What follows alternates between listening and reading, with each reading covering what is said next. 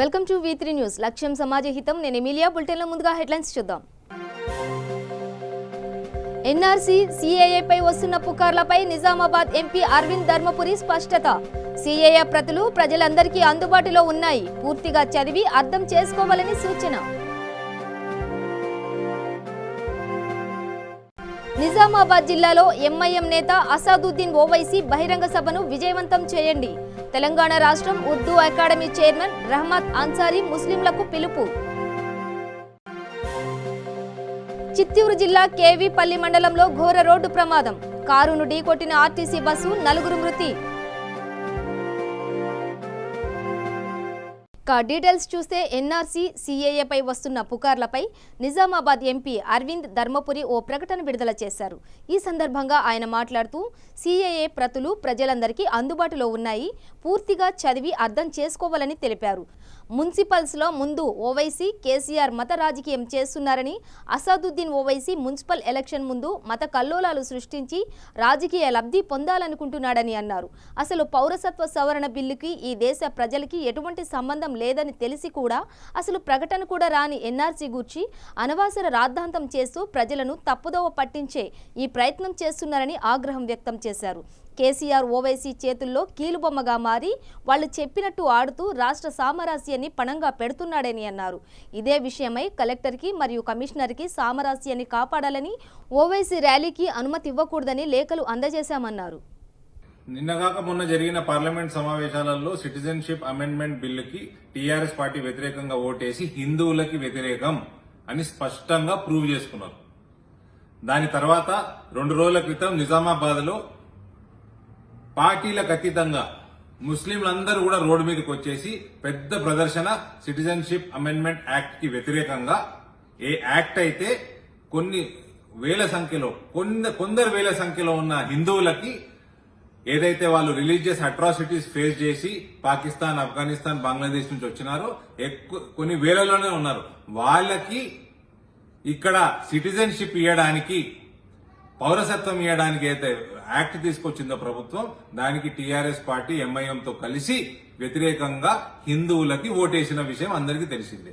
ఆ తర్వాత 2 రోజుల క్రితం ఆ ప్రదర్శన చేసిండ్రు. ముస్లింలందరూ పార్టీలకు అతీతంగా ప్రదర్శన చేయడం జరిగింది నిజామాబాద్ లో. దానికి ఎంఐఎం ముందు నుంచి, టీఆర్ఎస్ వెనుక నుంచి సపోర్ట్ చేసిండ్రు. దీన్ని బట్టి క్లియర్ గా అర్థమవుతుంది హిందువులకి వ్యతిరేకంగా టీఆర్ఎస్ పార్టీ స్టాండ్ తీసుకున్నట్టు. దాని తర్వాత ఈ విషయం మాకంటే ఎక్కువ టీఆర్ఎస్ ఎమ్మెల్యేలు, ఎంపీలు ఆలోచన చేసుకోవాలి. వాళ్ళ పార్టీ పూర్తిగా హిందూ వ్యతిరేక పార్టీ తయారైపోయింది. దాని తర్వాత ఓఐసీజీ కల్ బాత్ కర్తే హుए सिटीजनशिप अमेंडमेंट एक्ट जो है वो कम्युनल है और एंटी कॉन्स्टिट्यूशनल है. ओवैसी साहब, ये अगर कम्युनल है तो आप फिर से निजामाबाद में इसके बारे में मीटिंग कैसा लगाते? उधर तो इलेक्शन कोड है, इलेक्शन कमीशन आपको हरगिज परमिशन नहीं देगा, आप वहां पे मीटिंग नहीं लगा सकते. कैसे परमिशन देते हैं हम भी देखेंगे. मैंने तो कलेक्टर को और कमिश्नर साहब को दोनों को लेटर सुबह भिजा दिया कि आप ही खुद इसको कम्युनल कह रहे हैं. उसके अलावा आप एंटी कॉन्स्टिट्यूशनल बता रहे हैं. अगर आप एंटी कॉन्स्टिट्यूशनल अगर ये एक्ट है तो आप बैरिस्टर हो, आप सीधा सुप्रीम कोर्ट को जाइए. आप ये ड्रामेबाजी बंद करिए. घर में राशन पानी चलाने के लिए राजनीति मत करिए. आप बिल्कुल निजामाबाद का कौम ये इलेक्शन में, म्युनिसिपल इलेक्शन में हरगिज म्युनिसिपालिटी का परफॉर्मेंस देख के, एमआईएम और टीआरएस के कॉर्पोरेटर्स का परफॉर्मेंस देख के वोट देना चाहिए और वो ऐसे करेंगे. आप ये ड्रामेबाजी बंद करिए. वहां पे आप कोई सिटीजनशिप अमेंडमेंट एक्ट के खिलाफ नहीं आ रहे. निजामाबाद बार बार 4 दिन में दूसरी बार आपका प्रदर्शन हो रहा है. ये सिर्फ म्युनिसिपल इलेक्शंस आ रहे हैं और उधर आपके जो भाई साहब है, आपके जो बिरादरी के हैं, कल्वकुंटला चंद्रशेखर राव जी की उनकी प्यारी बेटी उधर से इलेक्शन हारी, इसलिए आप उधर आ रहे हैं. उधर आप कम्युनल राइट्स करवाना चाहते हैं, उधर आप पीस एंड हार्मनी को डिस्टर्ब करना चाहते हैं. ये हरगिज निजामाबाद की आवाम ये होने नहीं देगा. इसके अलावा आप एक तो याद रखिए, इतिहास पढ़िए. ये देश, भारत देश हजारों साल से हिंदू राष्ट्र था. यहाँ पर 500 साल तक मुगल्स, 200-300 साल तक यूरोपियंस ब्रिटिशर्स हो, पोर्चुगीज हो, फ्रेंच, जो भी हो, ये सब 700-800 साल तक राज करने के बावजूद ये हिंदू राष्ट्र था। इसीलिए इसको सेक्युलर कर सके, कॉन्स्टिट्यूशन में सेक्युलर का वर्ड इंक्लूड कर सके। अगर ये हिंदू राष्ट्र नहीं होता था तो हरगिज सेक्युलर भी नहीं होता था। आज यहाँ पर सेक्युलरिज्म मजबूत है क्योंकि ये हिंदू राष्ट्र है। अगर ये हिंदू राष्ट्र नहीं होता तो 8% है सो मुसलमान, 14% को नई आबादी नहीं बढ़ता था। पाकिस्तान में जैसे माइनॉरिटीज को खत्म किया गया, मार दिया गया, अफगानिस्तान में, बांग्लादेश में उनका जो टॉर्चर किया गया, पाकिस्तान में 24 से 3% को आ गया, बांग्लादेश में 30 से 10% को आ गया। आपका भी अपना भारत देश में भी मुसलमानों का, माइनॉरिटीज का आबादी कम होता था। ये क्योंकि यहाँ पे 80% से ज्यादा हिंदू है, इसलिए ये सेक्युलर है। और ये 80% से ज्यादा हिंदू लोग रोड पे क्यों नहीं आ रहे? क्योंकि ये अमन चाहते हैं। जिस दिन ये रोड पे आ गया ना, आपका दुकान बंद होगा, आपका जो ड्रामेबाजी कंपनी है जिसका नाम MIM है वो पूरा बंद हो जाएगा।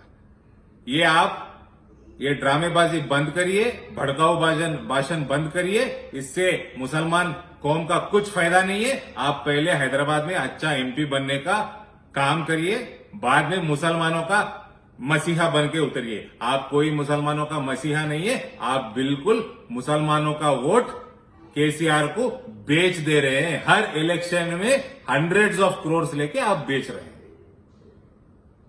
CAA NRCలకు వ్యతిరేకంగా నిజామాబాద్ జిల్లాలోని కిల్లా ఈద్గా మైదానంలో MIM నేత అసాదుద్దీన్ ఓవైసీ భారీ బహిరంగ సభను విజయవంతం చేయాలని తెలంగాణ రాష్ట్రం ఉర్దూ అకాడమీ చైర్మన్ రహమత్ అన్సారీ పిలుపునిచ్చారు. విలేకరుల సమావేశంలో ఆయన మాట్లాడుతూ స్వాతంత్ర్యం లభించిన 70 ఏళ్ల తర్వాత భారతీయులమని నిరూపించుకోవాల్సిన పరిస్థితి NRC కల్పిస్తోందని అన్నారు. CAA NRCలను వ్యతిరేకించే ప్రతి ఒక్క ముస్లిం ఈ సభను విజయవంతం చేయాలని పిలుపునిచ్చారు. భారతావని మనదని, మనమంతా భారత పౌరులమని చాటాలని ఈ సందేశం మోదీ సర్కార్కు చేరాలని రహమత్ అన్సారీ పేర్కొన్నారు. जो इस वीक में जो आमने सामने केसेस है मैं उनका भी खैरमकदम करता हूँ। एक बहुत ही सुलगते हुए इशू पर आप यहाँ पर जमा हुए हैं। इस वक्त जो MPA और NRC की जो सिलसिले में प्रेस मीट रखी गई है कि ये जो MPA का जो कानून है वो कानून न सिर्फ मुसलमानों के लिए बल्कि पूरी जो है हिंदुस्तान में रहने वाली जो है कौम के लिए है। ये जो है बहुत ही खतरनाक कानून जो है बनाया जा रहा है, बनाया जा चुका है। आप हजरात पुलिस वाले हैं, आपको तो ये मालूम है कि हमारे होम मिनिस्टर जनाब अमित शाह साहब पार्लियामेंट में कहते हैं और वो बयान एक देते हैं। ये तमाम जो है प्रिंट मीडिया से और जो है नेशनल चैनल से भी जो आप लोगों के सामने आ रहा है कि खुसूसन MPA नेशनल हमारे जो रजिस्टर है, पॉपुलेशन रजिस्टर जो है उसका जो है इंद्राज जो होने वाला है उसमें साफ तौर पर लिखा हुआ है, वो मेरे साथ अपनी कापी में लाया कि MPA ही खुद जो है NRC है। చిత్తూరు జిల్లాలోని కేవీపల్లి మండలం మహల్ క్రాస్ వద్ద ఘోర రోడ్డు ప్రమాదం చోటు చేసుకుంది. 5 వ్యక్తులు ప్రయాణిస్తున్న కారును ఆర్టీసీ బస్సు ఢీకొట్టడంతో 4 అక్కడికక్కడే మృతి చెందగా మరొకరికి తీవ్ర గాయాలయ్యాయి. మృతుల్లో 2 మహిళలు ఉన్నారు. సమాచారం తెలుసుకున్న పోలీసులు సంఘటన స్థలానికి చేరుకుని పరిస్థితిని సమీక్షించారు. తీవ్ర గాయాలైన వ్యక్తిని ఆసుపత్రికి తరలించారు. ప్రమాదానికి సంబంధించిన మరిన్ని విషయాలు ఇంకా తెలియాల్సి ఉంది.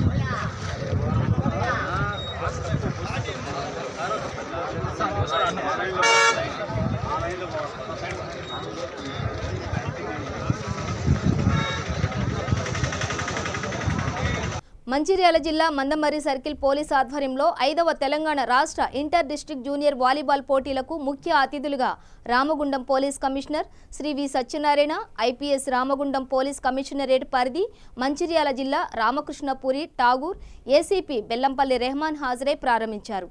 ఈ వాలీబాల్ పోటీలు ఈ నెల 29 వరకు అండర్ 18 విభాగంలో బాలబాలికలకు వేర్వేరుగా పోటీలు నిర్వహించనున్నారు. రాష్ట్రంలోని 10 ఉమ్మడి జిల్లాల జట్లు హాజరయ్యారు. క్రీడాకారులతో మార్చ్ ఫస్ట్ గౌరవ వందనం స్వీకరించిన అనంతరం క్రీడా పతాకాన్ని ఆవిష్కరించారు.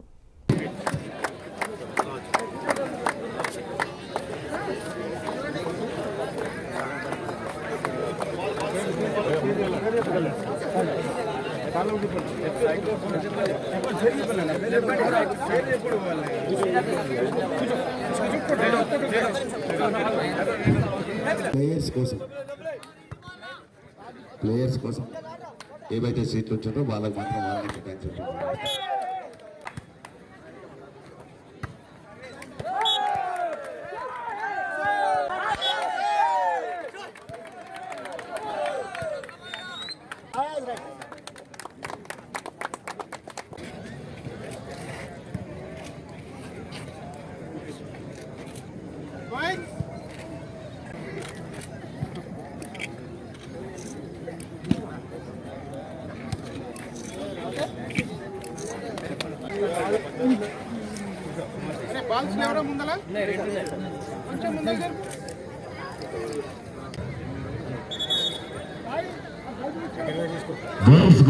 రిపోర్ట్ చేయాలి. చిన్న చిన్న వాళ్ళు మనకన్నా అనుకుంటాం మనం, కానీ మనకన్నా చాలా హైట్ ఆఫ్రికా కంట్రీ వాళ్ళు మిగతా దేశస్తులు పర్సనాలిటీలో బాగున్నారు కాబట్టి వాళ్ళు ఒలింపిక్స్ మెడల్స్ వస్తున్నాయి. సో మనకన్నా చాలా కొద్దిగా లేకపోతే మనకన్నా చాలా హైట్గా ఉంది ఉన్న వాళ్ళు కూడా చాలా మెడల్స్ వస్తున్నాయి. సౌత్ కొరియా ఉంది, నార్త్ కొరియా వాళ్ళు ఉన్నారు, జపాన్ వాళ్ళు ఉన్నారు, చైనా వాళ్ళు ఉన్నారు మన పక్కన. వాళ్ళు ఏంటంటే క్రీడని ఒక జీవితంలో భాగంగా దాన్ని ఎంకరేజ్మెంట్ చేస్తూ ఉంటారు పేరెంట్స్ దగ్గర నుంచి. మన డిస్కరేజ్మెంట్ పేరెంట్స్ నుంచి స్టార్ట్ అవుతారు. నువ్వు ఆటకి వెళ్ళిపోతున్నావా, వాలీబాల్కి వెళ్ళిపోతున్నావా, లేకపోతే అయ్యేపోతున్నానికి వెళ్ళిపోతున్నావు అంటారు. మరి అదే వాలీబాల్లో పెద్ద నేషనల్ ఛాంపియన్ అయిపోతే సింధు గారు, పివి సింధు లాగా బ్యాడ్మింటన్లో టాప్ వస్తే మరి అందరూ స్టేట్ భారతదేశం మొత్తం అంతా ముసుకోవచ్చు. సో మనం ఎవరైనా వెళ్తే తల్లిదండ్రులు డిస్కరేజ్ చేస్తారు. ఏదేమైనప్పటికీ భవిష్యత్తు త్వరగా ఆ లాస్ట్ మ్యాచ్ కూడా నేను పర్సనల్గా వచ్చి చూసి మీకు ప్రైజ్ డిస్ట్రిబ్యూషన్ చేస్తానని తెలియజేస్తూ నాకు ఈ అవకాశం ఇచ్చిన వాలీబాల్ అసోసియేషన్స్కి, మందమరి పోలీసులకి మరొకసారి ధన్యవాదాలు తెలియజేస్తాను. My best wishes to all participants. Please enjoy your self for the next 3 days. Thank you very much.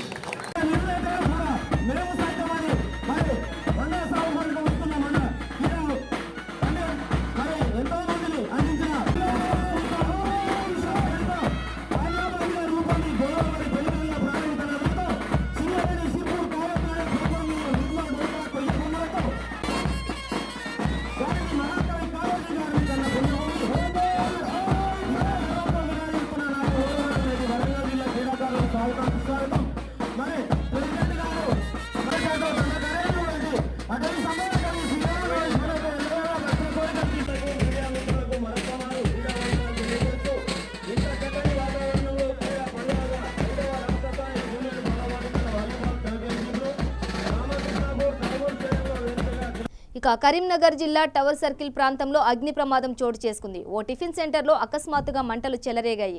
దీంతో భయంతో స్థానికులు పరుగులు తీశారు. ప్రమాదం ఎలా జరిగింది అనే వివరాలు ఇంకా తెలియాల్సి ఉంది.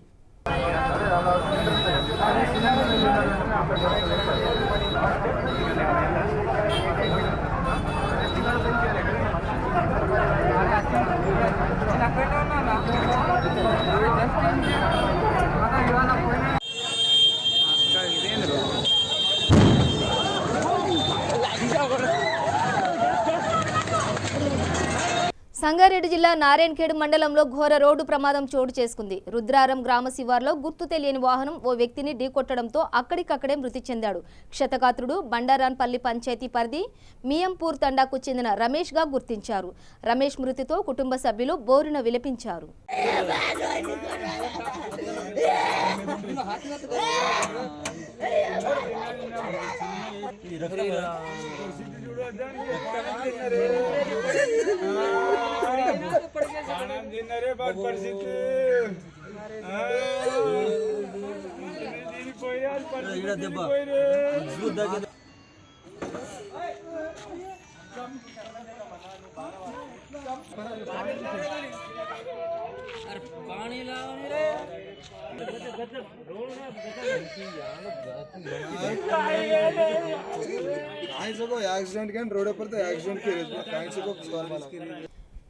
నిజామాబాద్ జిల్లా ఎన్టీఆర్ చౌరస్తా వద్ద ఎస్బీఐ బ్యాంక్ ఏటీఎంలో ఒక్కసారిగా ఏసీ పేలింది. ఆ సమయంలో ఎవరూ కూడా ఏటీఎం సెంటర్లో లేకపోవడంతో పెను ప్రమాదం తప్పింది.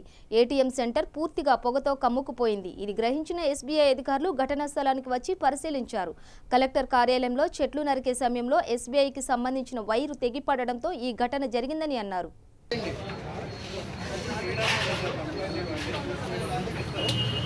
అది ఏసీ కాలిపోయింది.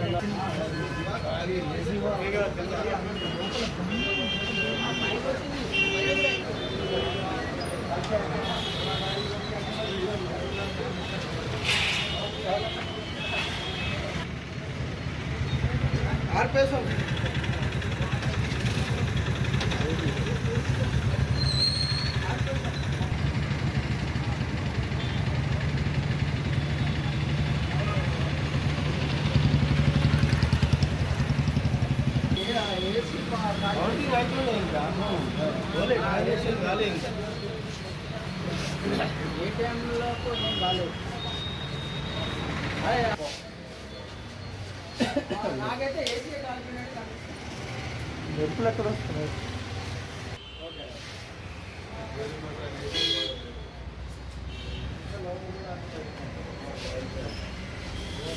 హైదరాబాద్ బంజారా హిల్స్ లోని సరస్వతి విద్యా మందిర్లో నిర్వహించిన పత్రికా సమావేశంలో 2019 అకాడమిక్ వరకు గల 2 తెలుగు రాష్ట్రాల్లోని పూర్వ విద్యార్థుల మహాసమ్మేళనం ఈ నెల 29న కానుందని తెలియజేశారు.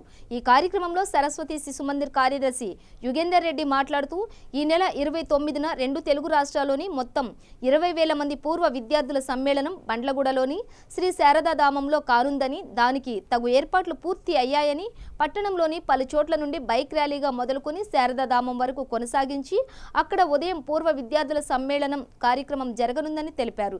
ఈ కార్యక్రమంలో సరస్వతి శిశు మందిర్ కార్యదర్శి యుగేందర్ రెడ్డి, పిఆర్ఓ వెంకటేశ్వర్లు, పూర్వ విద్యార్థి సంఘం కన్వీనర్ శ్రీనివాసరావు తదితరులు పాల్గొన్నారు.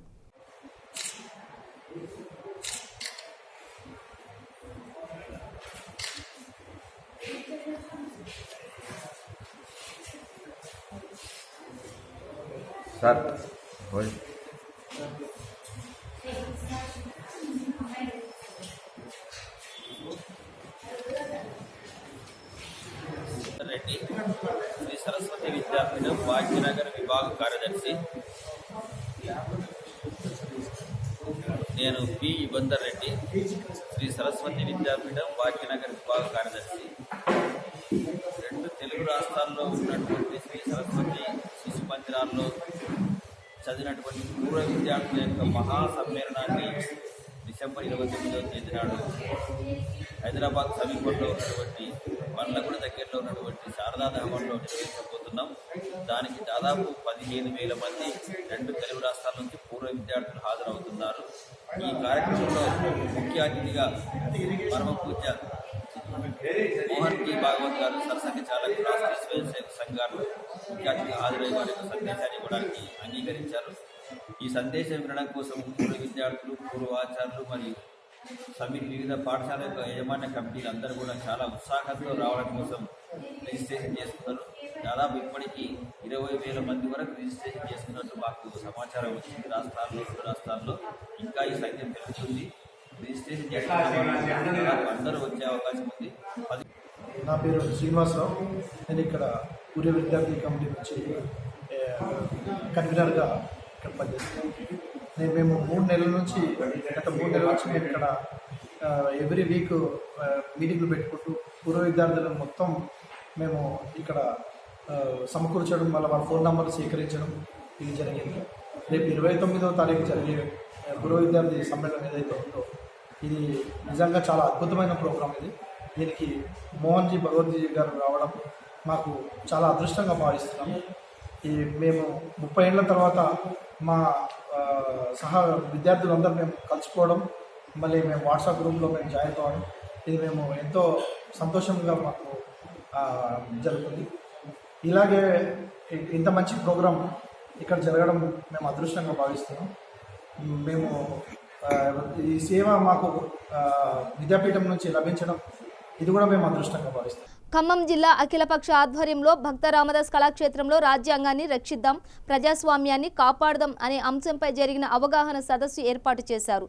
ఈ సదస్సులో మాజీ ఆర్టీఐ చైర్మన్, రాజ్యాంగ నిపుణులు, నల్సార్ యూనివర్సిటీ ప్రొఫెసర్ మాడభూషి శ్రీధర్ ముఖ్య వ్యక్తిగా హాజరై మాట్లాడుతూ పాకిస్తాన్, ఆఫ్ఘనిస్తాన్, బంగ్లాదేశ్ ఈ 3 దేశాల నుండి వచ్చిన 6 మతాలకు చెందిన వారు హిందూ, సిక్, జైన్, బౌద్ధ, పార్సీ, క్రిస్టియన్. ఇందులో ముస్లిం మతస్థులు లేరు. అంటే ముస్లిం వర్గంపై వివక్ష చూపించడమే కదా మత ప్రాతిపదికన చట్ట సవరణ చేయడం జరిగిందని అన్నారు. ఈ సదస్సులో అఖిలపక్ష పార్టీల నాయకులు ఎస్కే బేగ్, నున్నా నాగేశ్వరరావు, బాగం హేమంతరావు తదితరులు పాల్గొన్నారు. ఆఫ్ఘనిస్తాన్ నుంచి వచ్చే 6 మతాల వాళ్ళకి నేను పౌరసత్వం త్వరగా ఇస్తాను.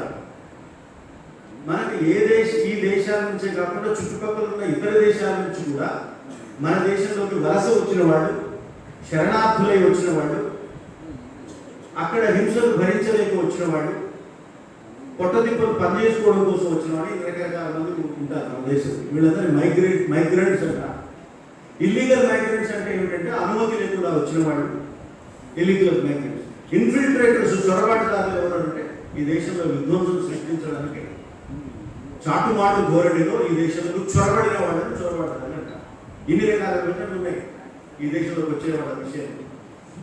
మరి ఈ 3 దేశాలను ఎందుకు ఎంపిక చేసుకున్నారు అంటే ఈ 3 దేశాలు ఒకప్పుడు భారతదేశంలో అంతర్భాగం, ఒకప్పుడు అఖండ భారత్, ఒకనాటి అఖండ భారత్లో వీళ్ళంతా ఉన్నారు. ఆ దేశం నుంచి వాళ్ళు మన దేశంలోకి, ఇప్పుడున్న భారతదేశంలోకి వస్తే వాళ్ళు ఆ దేశస్తులు అయి ఉంటే ఆ దేశంలో ఉండడం వల్లనే వారికి మన దేశంలోకి వచ్చే అర్హత వస్తుందని చెప్తూ వారికి 6 సంవత్సరాలు మన దేశంలో నివసించిన వాళ్ళు అయితే 2014 డిసెంబర్ 31 వరకు వాళ్ళు వచ్చి ఉంటే వారికి పౌరసత్వం ఇచ్చేందుకు ఈ చట్టాన్ని చేశారు, ఈ చట్ట సవరణ చేశారు. అంతవరకు బాగానే ఉంది. ఈ 6 మతాలంటే ఏమిటి?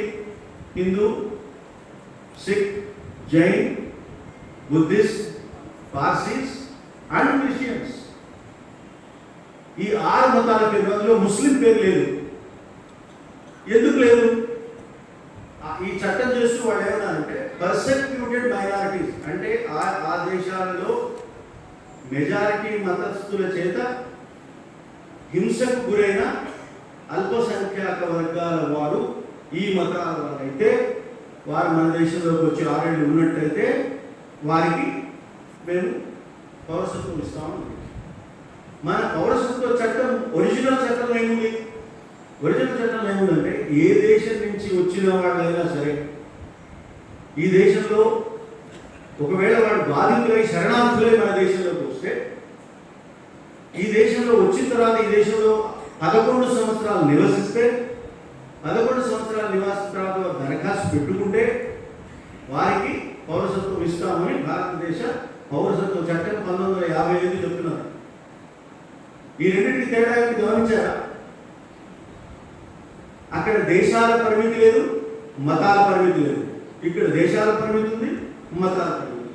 అక్కడ 3 దేశాల నుంచి కాదు, ఏ దేశం నుంచి వచ్చినా పర్వాలేదు, శరణార్థులైంది. ఇక్కడ ఈ 3 దేశాల వాళ్ళకి మేము ఇస్తాం. మరి దీంతో పాటు ఇంకేముంది? ఈ మతాల వాళ్ళకే ఇస్తాం. అంటే చెప్పకుండా, ముస్లిం అనే పేరు పెట్టకుండా ముస్లిం వర్గానికి నేను పౌరసత్వం ఇవ్వను అని చాలా స్పష్టంగా ఈ చట్టం చెప్తున్నాను. మరి ఒక మత ప్రాతిపదికమైన ఒక వర్గానికి నువ్వు పౌరసత్వం ఇవ్వను అంటే అది వివక్ష కదా. ఆర్టికల్ 14 కింద 15 కింద వివక్ష కదా. అంటే దానికి వాదన ఏమిటంటే వాళ్ళు చెప్పే వాదన ఆర్టికల్ 15, 16 పౌరులకు వర్తిస్తుంది, పౌరులు కాబోయే వారికి వర్తించదు. విదేశాల నుంచి వచ్చేవాళ్ళని ఇంగ్లీష్ అలియన్స్ అంటాం, మన తెలుగులో విదేశీయులు అంటాం. విదేశీయులను సమానంగా చూడాల్సిన బాధ్యత మన రాజ్యాంగంలో మన పైన లేదు వాదన, ఒక చట్ట వాదన. ఇంకొక వాదన ఏంటంటే వారు వారి దేశాల్లో ముస్లింలు మైనారిటీ వర్గాలు కాదు. పాకిస్తాన్, బంగ్లాదేశ్, ఆఫ్ఘనిస్తాన్లో ముస్లిం మెజారిటీ వర్గాలు. ప్రాంతవాసులుగా ప్రజాప్రతినిధులుగా విశాఖ రాజధానికే తమ మద్దతని విజయనగరం ఎంపీ బెల్లాన చంద్రశేఖర్ చెప్పారు. దశాబ్దాలుగా ఉత్తరాంధ్ర వెనుకబాటుతనాన్ని చూస్తున్నామని, ఈ నేపథ్యంలో కార్యనిర్వాహక రాజధాని విశాఖలో ఉంటేనే 3 జిల్లాలు సంపూర్ణంగా అభివృద్ధి చెందుతాయని చెప్పారు. జిఎన్ రావు కమిటీ నివేదికకే కట్టుబడి ఉండాలని ప్రభుత్వానికి, ముఖ్యమంత్రికి విజ్ఞప్తి చేస్తున్నట్లు తెలిపారు. దీనిపై ఉత్తరాంధ్ర జిల్లాలోని తెదేపా నాయకులు వారి వైఖరి స్పష్టం చేయాలని, ఈ ప్రాంత అభివృద్ధికి మద్దతిస్తున్నారో లేదో వెల్లడించాలని డిమాండ్ చేశారు.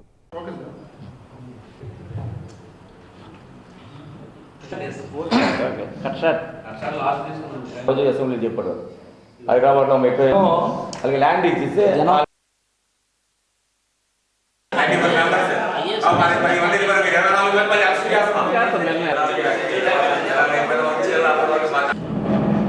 ప్రస్తుతం మన ఆంధ్రప్రదేశ్లో ప్రజలందరూ కూడా హర్షిస్తున్నారు. ఎందుకంటే ఈ విజయనగరం, విశాఖపట్నం, శ్రీకాకుళం కూడా వెనుకబడిన జిల్లా. మరి మన 13 జిల్లాల దేశంలో 13 జిల్లాలు వెనుకబడిన జిల్లాలు అంటే అందులో విజయనగరం జిల్లా ఒకటి వెనుకబడిన జిల్లాగా ఇప్పటికీ ఉంది. ఇంకా అభివృద్ధి జరగాల్సిన అవసరం ఉంది. అది తాతల నుంచి కూడా ఇంకా వెనుకబడిన జిల్లాగానే వస్తుంది తప్పించి ఎక్కడ కూడా ఇక్కడ ఉన్న విద్యార్థులు కానీ యువకులు కానీ యువతకు కానీ ఎక్కడ కూడా అభివృద్ధి కార్యక్రమం జరగట్లేదు. కనుక ప్రజలందరూ కూడా హర్షిస్తున్నారు. విశాఖపట్నంలోని ఎగ్జిక్యూటివ్ మరి ఏదైతే సెక్రటరీ వస్తుందంటే చాలా సంతోషిస్తున్నారు, హర్షిస్తున్నారు. మా శాసనసభ్యులు అధికార ప్రతినిధి చెప్పినట్టుగా దీన్ని ఉమ్మడి రాష్ట్రంగా ఉండేటప్పుడు 1953లోనే మరి కేఎన్ మూంచి గారు అని సుప్రీంకోర్టు జడ్జి గారు, ఇప్పటికే ఆయన ఒక బుక్ కూడా రాయడం జరిగింది. అప్పుడే చెప్పారు విశాఖపట్నాన్ని కేంద్రంగా మరి చేస్తే విశాఖపట్నాన్ని చేస్తే బాగుంటుంది, రాజధానిగా చేస్తే బాగుంటుంది. ఇప్పుడున్న ఏదైతే విశాఖపట్నానికి కలెక్టర్ ఆఫీస్ ఉందో ఆ కలెక్టర్ ఆఫీస్ని మరి సెక్రటరీగా తీసుకుంటూ అప్పుడు విశాఖపట్నం, విజయనగరం కలిపి ఉండేది కనుక ఆ విజయనగరాన్ని కలెక్టర్ ఆఫీస్గా విజయనగరంలో కలెక్టర్ ఆఫీస్ పెట్టాలని చెప్పి 1953లోనే కేఎన్ మూంచి గారు చెప్పడం కూడా జరిగింది. అంతే ఈరోజు శ్రీకృష్ణ కమిటీ కానీ, శివరామకృష్ణ కమిటీ కానీ, ఎన్ఆర్ఆర్ కమిటీ కానీ ఎవరు చెప్పినా కూడా విశాఖపట్నంలోనే మరి క్యాబినెట్ పెడితే అభ్యంతరం లేదు, మన శాసనం పెట్టిన అభ్యంతరం లేదని చెప్పి కమిటీలు కూడా నిర్ణయాలు తీసుకున్నాయి. కనుక విజయనగరం, వైజాగ్, మరి శ్రీకాకుళం కూడా అభివృద్ధి చెందాలనుకుంటే వికేంద్రీకరణ అనేది అవసరం. ఈరోజు వెంకయ్యనాయుడు గారు కూడా పత్రికల్లోనే, మీ అందరి పత్రికల్లో చూశారు, వెంకయ్యనాయుడు గారు చెప్పారు ఎక్కడైనా ఉద్యోగాలు కానీ ఎక్కడైనా అభివృద్ధి జరగాలంటే వికేంద్రీకరణ జరిగితేనే మనకి అభివృద్ధి జరుగుతుంది. కనుక వికేంద్రీకరణ చాలా అవసరం. అంతే అలాగే చెప్పి ఏదైతే అమరావతి రాజధాని. బులెటిన్ ముగించే ముందు హెడ్లైన్స్ మరోసారి. ఎన్ఆర్సీ, సిఏఏపై వస్తున్న పుకార్లపై నిజామాబాద్ ఎంపీ అరవింద్ ధర్మపురి స్పష్టత. సిఏఏ ప్రతులు ప్రజలందరికీ అందుబాటులో ఉన్నాయి, పూర్తిగా చదివి అర్థం చేసుకోవాలని సూచన. నిజామాబాద్ జిల్లాలో ఎంఐఎం నేత అసాదుద్దీన్ ఓవైసీ బహిరంగ సభను విజయవంతం చేయండి. తెలంగాణ రాష్ట్రం ఉర్దూ అకాడమీ చైర్మన్ రహమత్ అన్సారీ ముస్లింలకు పిలుపు. చిత్తూరు జిల్లా కేవీపల్లి మండలంలో ఘోర రోడ్డు ప్రమాదం, కారును ఢీకొట్టిన ఆర్టీసీ బస్సు, 4 మృతి. ఇవి బులెటిన్ విశేషాలు. మరింత సమాచారం కోసం చూస్తూనే ఉండండి V3 న్యూస్, లక్ష్యం సమాజహితం.